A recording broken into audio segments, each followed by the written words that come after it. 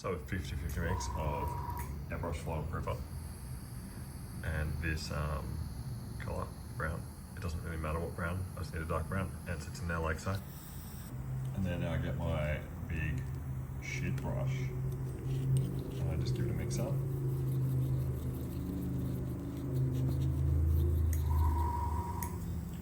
The next part of it is, put your finger over the end, you just crank it backwards, bubbling the pressure, and that just mixes that last little bit of Final Gripper there.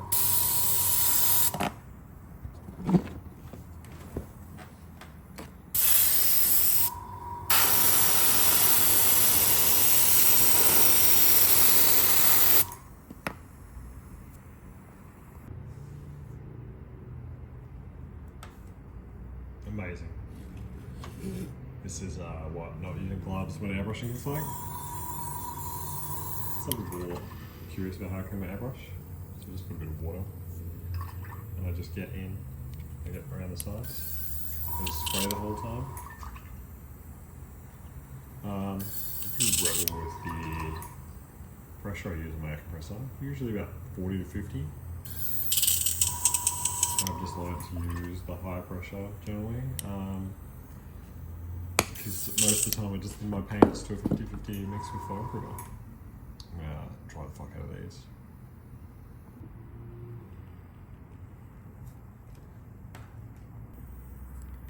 Alright, so this is the technique we call dry brushing with an airbrush. Got the my camera there, using this brown. You can use any brown you want, I like a beige brown. Give our airbrush a bit of a mix up.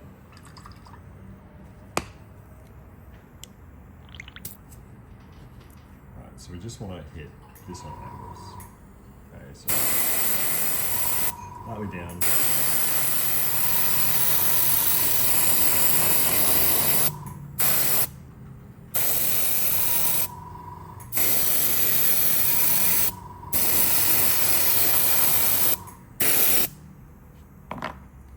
So we're not going overboard to the comparison between them.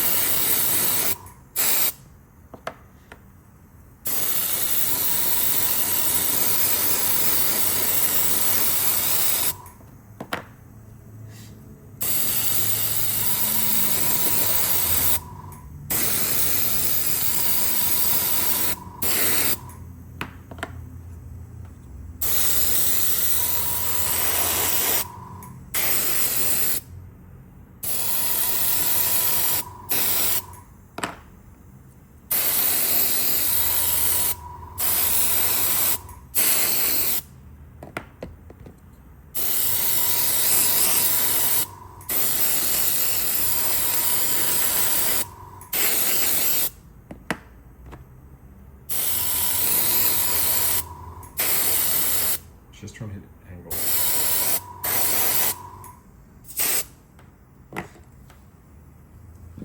But again, spray the excess portion out. Get that water up here.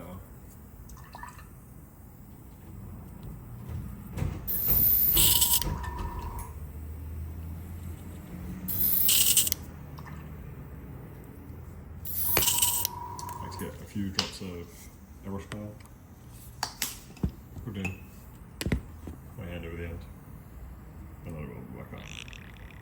It just fills everything between it, and you just let it go. Nice and easy. Hair dry time. A good old beige dry brush time. We are almost finished, except for the most boring steps of cutting in. Again, white light. You can see this on my fingers where I've got the brown paint on it.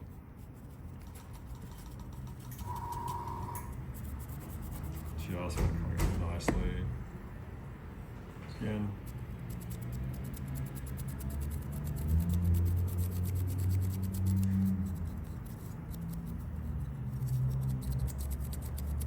this is scatter, it's going to look fine.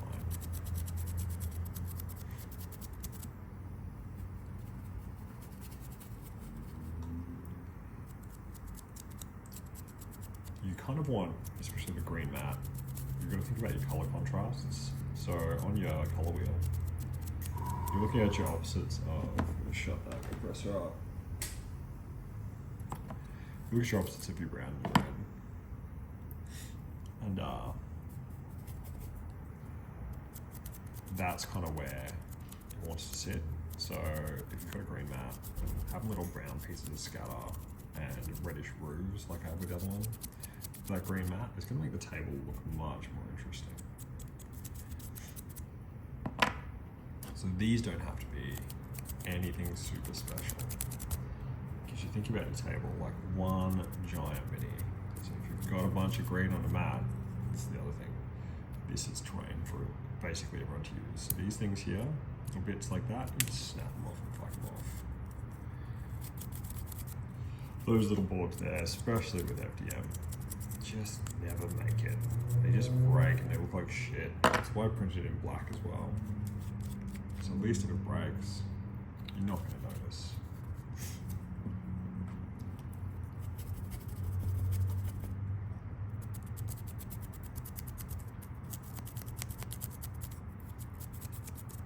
I think anyone who looks at, like if you look at color wheel, you've got directly opposite each other.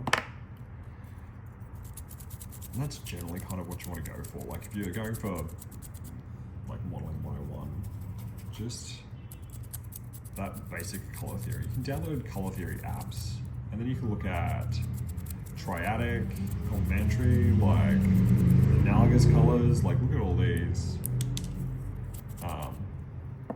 different ways the colors line up against each other. Put in the main color you want. Like find it on your color wheel. There's some pretty good apps out there. Just download a free one. Don't download any of this fucking paid one shit. And just see what kind of marries up and what catches your eye. You're like, hey, those colors are gonna get way better than I thought. And it might be some kind of weird analogous triadic thing that you fucking found and you've just been playing around with different colors, but that just seems to work. Yep.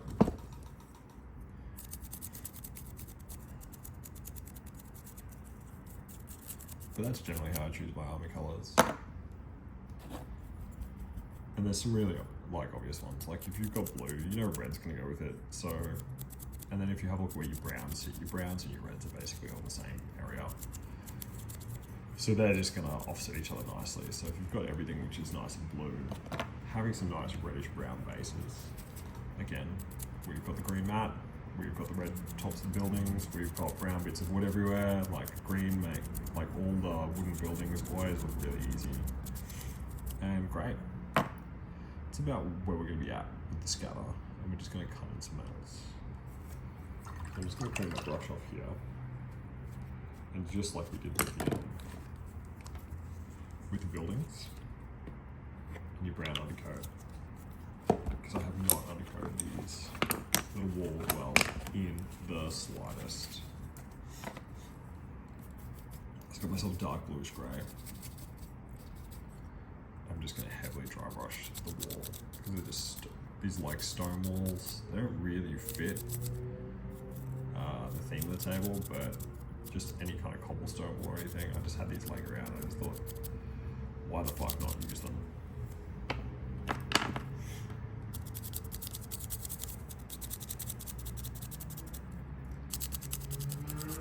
So like in the previous video, you don't have to make the most amazing terrain. It just has to be something, because something is much better than nothing. I've been really loving, where is it? Got this color here for a lot of highlights, Grissom Coal. And this is a grey white. So it's just not quite there. And you can also do this with a what do you call it? You can do it with like yellows and stuff like that, depending on what you're going over. Like blue with a yellow, like an ice yellow highlight is actually really interesting. And can you see this? So this is just where I'm kind of taking my stuff from. So I just play with the colors on my bit of MDF here. So I'm just going over the whole thing. It's It's more like that slightly lighter grey.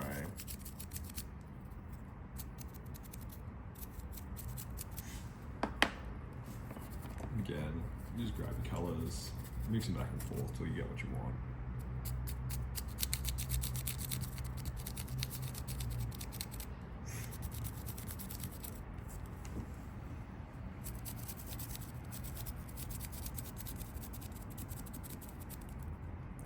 I'm going to grab this white here. Again, mostly white. I'm just going to grab the very edges, just really lightly dry brush it. Kind of want those streaks in there because the streaks make it look more natural and stony. Like nothing natural is perfect. You look at all the crazy non-metallic metallics that people do, they just look too perfect, too unreal. Then it becomes like computer generated shit in the 90s where somebody's walking is all out of sync. Like you can look at a miniature and you just know it looks a little bit wrong. It's cool, and the fact that someone can pay like that's really impressive, but it's not, it doesn't look right. Alright, again we go with that black metal.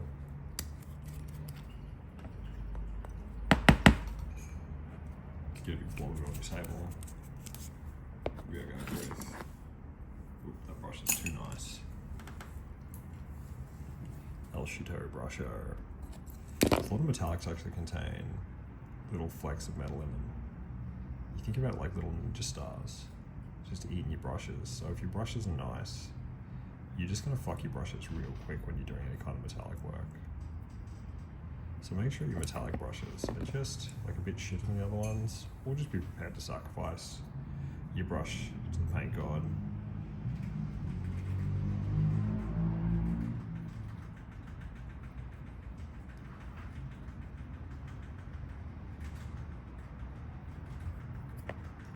I'm just going around, filling in these, doing all the straps, doing all like the little rivets and bullshit and screws. We don't want to spend a million years on this, but we do want to double check everything. So we look at it and we go, well, we could come through and do the sandbags a little bit more, but we're not going to.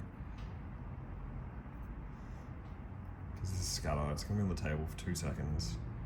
Fucking some gigantic thing's going to hit it. You're going to remove it from the table. And you'd be like, I painted that. That took me too long to paint. It's something to get removed straight away. One of the little processes I do is as I'm going, I make sure I've got a pile of shit that I've done that colour in, and a pile of shit that I'm about to do that colour in. So as you see, I'm just putting the models to the back, all the bits of scatter as I'm going.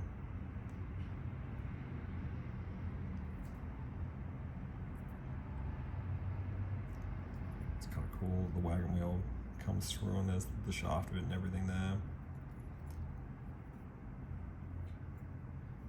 Getting yourself some like systems and processes in place. You might think, I'm too smart, I don't need to do a system and process.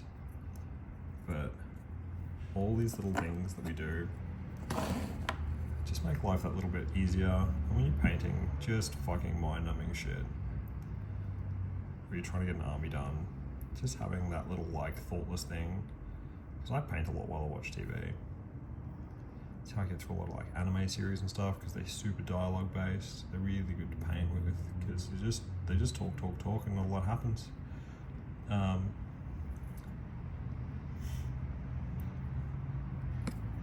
can generally rate a show on how good it is by how much I watch it. Like the first few seasons of Game of Thrones, I didn't do a lot of painting.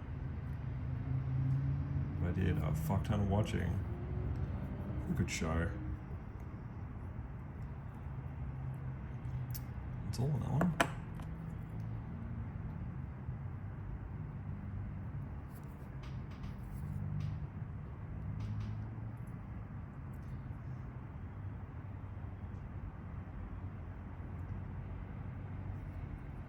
Again, like before, we're not after perfection, we're after good enough.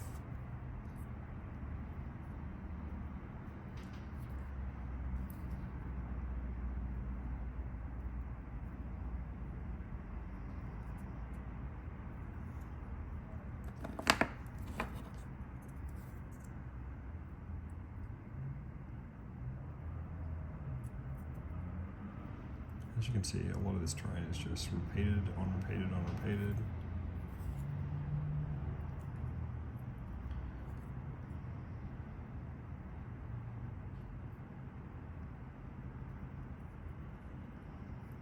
And this has been pretty quick overall.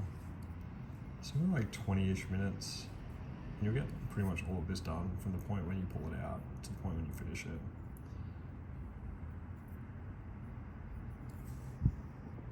Alright, so this is all of them cut in. What a treat. What a fucking treat. They're gonna get varnished and they're gonna go on the table. Alright, that's varnished and we are basically done. Alright, so you can see that, if it focuses in, that this stuff just all suits, and you really see that contrast with that green mat, even though this is more on the brownish green than anything. But as the table comes together,